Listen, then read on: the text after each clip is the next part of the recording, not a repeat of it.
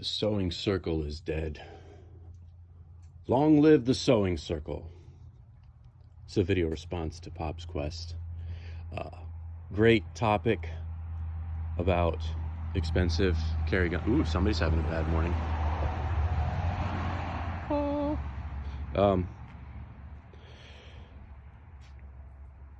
Carrying firearms for self-defense. It was always a good topic back in the day, and I would say for guys like Pop and some of the other USPCA shooters, you give a person with certain abilities and training levels, and the greater the firearm they have, the greater their abilities in a situation become. Others, say people like me, it wouldn't make a shittin' bit of difference if from a Ruger LCP to a SIG P238 to a Glock 43, it would be a marginal difference in my ability to respond in a self-defense scenario. Now, to accessorize what you carry, I have a Glock 27 right now that the back plate for the slide has an American flag on it. I've got two magazines that the base plate, one base plate is the Punisher skull and the other base plate is the Grim Reaper. And I'm like thinking, dude, if I'm ever in a self-defense encounter with this thing, I am so fucked. And Glock 27's not an expensive firearm by any stretch of the imagination. Where do we draw expensive? I've known people that people new to carrying, they'll tote around a Canic or some of the other what's that brand we love to hate? Shit, I own one. You think I'd remember it? Speaking of me remembering guns, Tex finds it fascinating that I actually have firearms that either one, I cannot remember whether or not I own one, or two, whether they are. But so like you take a Keltec PF9, like fuck.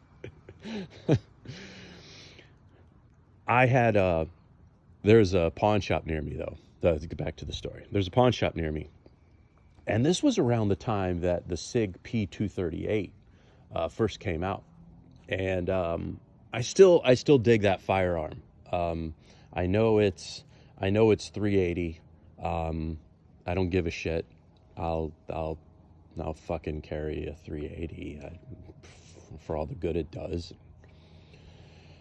But make a long story short, this thing had. Are you ready for this? And this is a look I always dug. With a stainless frame, okay?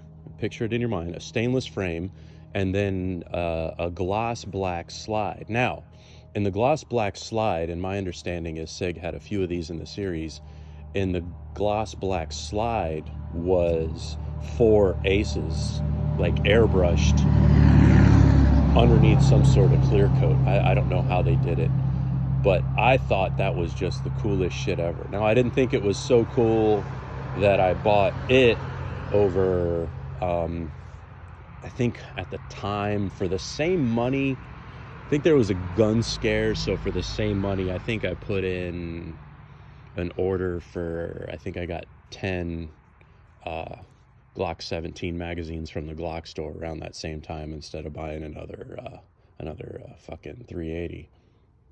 But I digress. Still want one, but I don't want it in the 4 aces. I want aces and 8s. Other thing I thought of,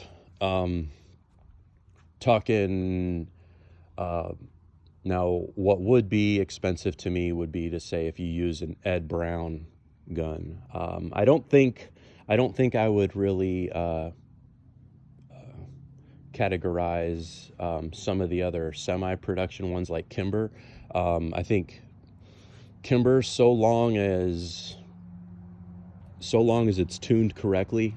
And when I say tuned correctly, my opinion is that it can feed a variety of ammunition reliably. But you take an Ed Brown gun, which I've never owned one, but all reports, even of ownership, and they almost use it as a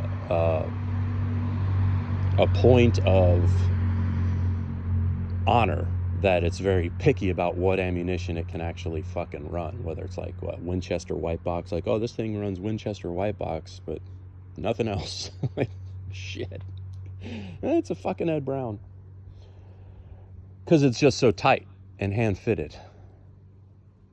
And carrying a firearm on a daily basis, for those who don't know, even when you're just going to the mall or going out, over the course of the day, you got clothing lint, sweat, dirt, dust. Even when you're being clean, you'd be surprised in some environments, the condition your sidearm is at the end of the day. Don't even get me started if you're running ankle carry. Not that you'd put an Ed Brown down on your ankle. So food for thought, man. If money were no object, I'm not sure what all I would do different. I'd probably experiment more, and I get what everybody was saying about using the same firearm and whatnot for training. Experiment more. It's interesting, some of the options you have with the SIG, the P365. I think those undercut fiber optic sights on the slide are very interesting.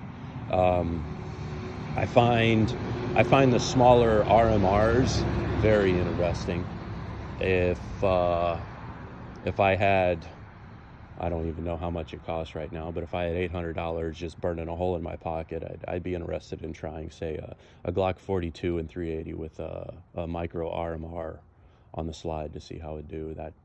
But I would probably take the standpoint of quantity over quality.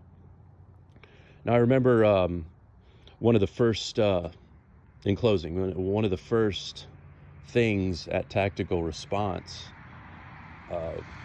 in the handgun training is the instructors would require you to actually drop your firearm and ensure a scratch on it to just remind yourself that it's a tool to not distract you from the fight. So, food for thought, great topic.